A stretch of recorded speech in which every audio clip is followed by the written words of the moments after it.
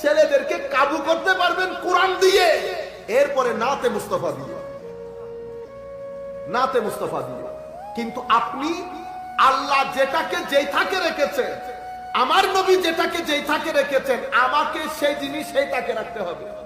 এখানে ভক্তি দেখিয়ে উপরে উঠানোরও সুযোগ নাই, আবার নিচে নামানোরও সুযোগ নাই। আমরা এই কাজটা করেছি।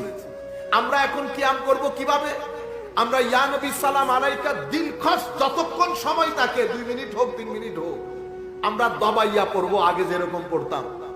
এরপরে আমরা মুস্তাফা জানে রহমত পে লাখো সালাম পড়ব যদি আমাদের সময় থাকে। 2 মিনিট হোক 1 মিনিট হোক পড়েন, কিন্তু ইয়া নবী সালাম আলাইকে বাদ দিয়ে নয়, এটাকে কম করে নয়। এটার উপর যেহেতু বুজুর্গানে দিন করেছেন, কুল কায়নাত করছে, আমার নবীর রহমতের দৃষ্টি না থাকলে উম্মত এটার উপর কখনো একমত পোষণ করত না।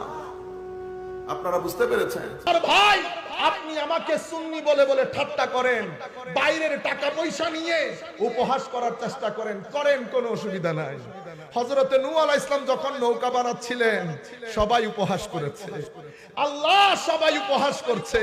নূহ নৌকা বানাতে থাকো, পৃথিবী দেখবে, টেবিল উল্টাবে। আজকে যারা উপহাস করছে, কালকে তাদের চোখে পানি থাকবে।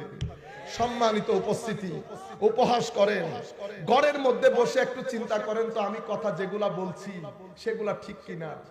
আমার নবী থুতু মুবারক মুখে বুকে লাগানো সাহাবায়ে কেরাম এশকের রাস্তা দিয়ে যদি না হাঁটতো, এটা সম্ভব হইতো?